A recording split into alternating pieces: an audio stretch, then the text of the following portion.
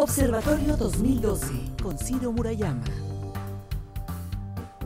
Bienvenidos a Observatorio 2012, el programa del Canal Cultural de los Universitarios dedicado a entender y acompañar el proceso electoral federal de 2012 que ha entrado ya en su fase definitoria. Tenemos ya a los 3 precandidatos de las 3 principales fuerzas políticas del país. Por eso hemos invitado a nuestras conversaciones ya a los propios actores políticos.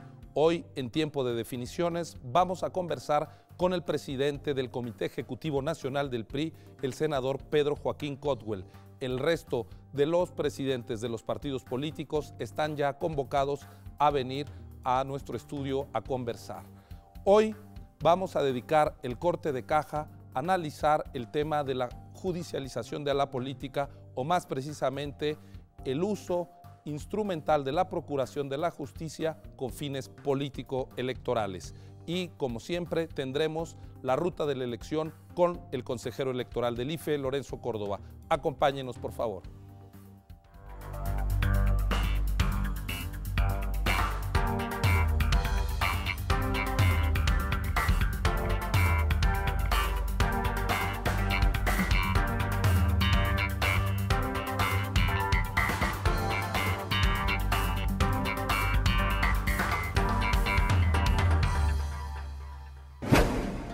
Corte de caja.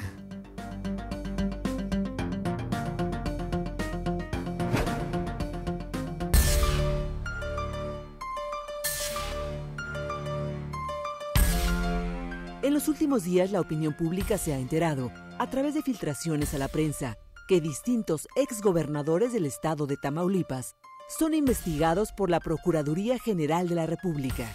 Las autoridades encargadas de la Procuración de Justicia tienen el deber de perseguir siempre actos criminales, pero también tienen la obligación de guardar la confidencialidad de sus averiguaciones. ¿Estamos ante un caso de uso político de la Procuración de Justicia? Este es nuestro tema en Corte de Caja. Estamos ya en Corte de Caja. Esta noche nos acompaña nuestra comentarista permanente que estará en las distintas semanas visitando nuestro programa, nuestro estudio, la doctora Ana Laura Magaloni. Bienvenida, Ana Laura, es un gusto que te hayas sumado a esta propuesta cultural del Canal Cultural de los Universitarios. Pues más gusto el mío, muchísimo gusto estar aquí, Ciro.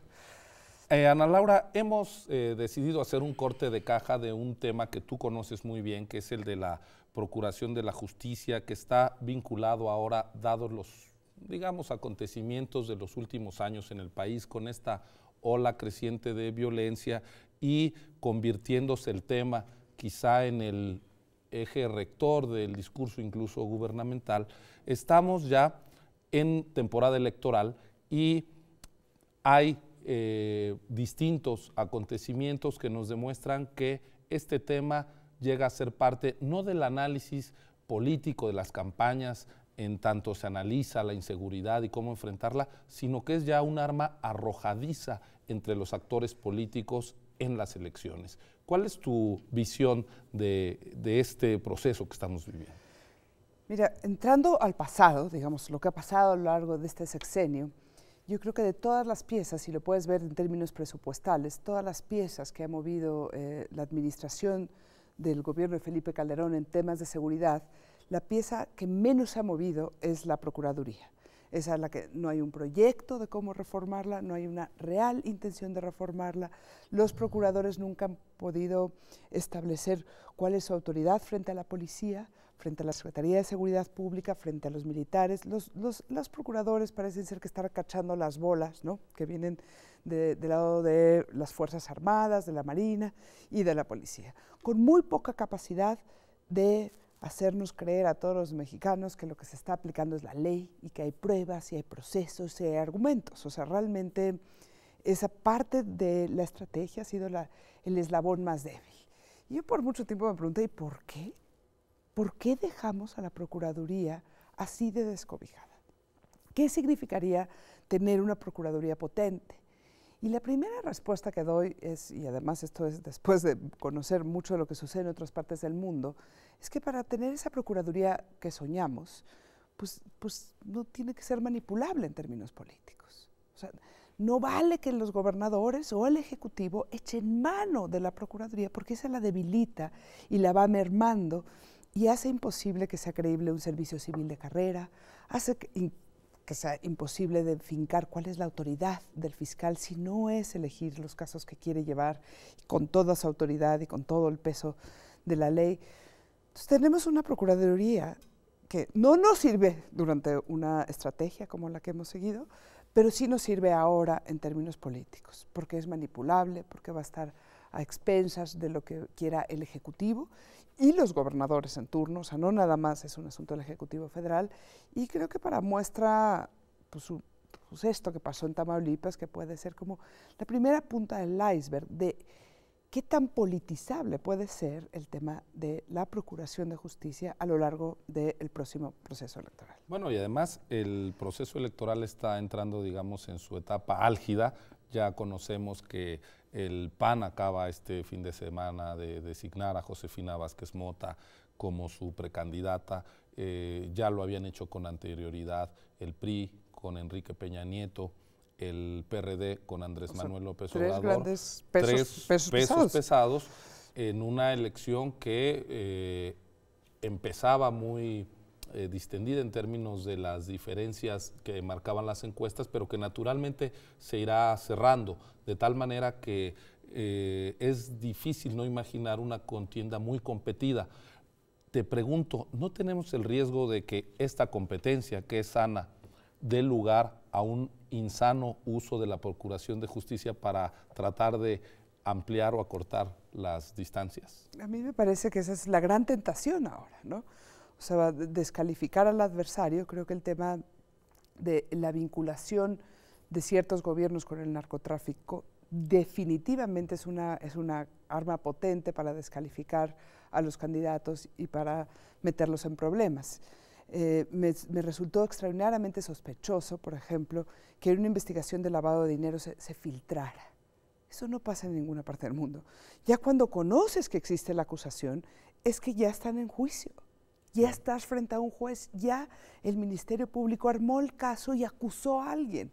¿Por qué dejan filtrar esto? Y luego a la final dicen, no, nada más les retiramos el pasaporte o les pedimos que no salieran del país, ni si hay indicios. O sea, una investigación seria en ese apartado es una investigación súper secreta, porque no quieres que se te vayan, porque las pruebas son delicadas. Las filtraciones contaminan el ambiente político, pero también debilitan la propia averiguación. Entonces, si tú lo que querías es ser exitoso en tu investigación, pues no la debiste haber filtrado. Si querías golpear al adversario, posiblemente generas estas sombras de sospecha de que en Tamaulipas los gobernadores, sin haber probado nada, ¿no? O sea, y ya se disipa, ¿no? Pero ya dejaste ahí en términos electorales como un imaginario que no has logrado probar y que quizá uno de los aspectos más débiles de la estrategia de Calderón ha sido precisamente ese, que no ha logrado llevar a juicios casos grandes e importantes de lavado de dinero, de la vinculación de la política en el narcotráfico y el crimen organizado. Entonces ya ahorita enrarecer el ambiente con estos casos que tampoco están investigados, porque no se estarían filtrando, me parece que es ya abusar del tema. Así es, tú dices, está la tentación de hacer este mal uso. ¿Qué debería de hacerse desde los medios de comunicación, desde la academia, frente a esta posibilidad de contaminación del debate del ambiente? Que, cuanto menos publicidad se le den a las filtraciones, mejor, pero es difícil que eso no se convierta en nota, digamos. Y saber muy bien distinguir entre lo que es una acusación formal con pruebas a lo que son sospechas y filtraciones del pedacito de la hoja 15 de la averiguación previa. O sea, tener mucho cuidado de hacer descalificaciones y de tomar en serio estas cosas como, bueno, me acuerdo la prensa en un primer momento era se les va a acusar de narcotráfico y otro era, acabó siendo que solamente les pidieron que se estuvieran en el país porque estaban haciendo una investigación. O sea, la distancia entre esas dos frases es enorme. Yo creo que la prensa tendría que ser muy precavida en utilizar este tipo de estrategias para caer en el anzuelo y ensalzar y hacer más enrarecido el ambiente. Digamos. Claro, porque entonces la prensa acaba siendo un instrumento de una estrategia política ilegítima. Pues Ana Laura, creo que has trazado muy bien las coordenadas de los riesgos que tenemos y eventualmente señalado cuál tendría que ser la disposición ética de los medios de comunicación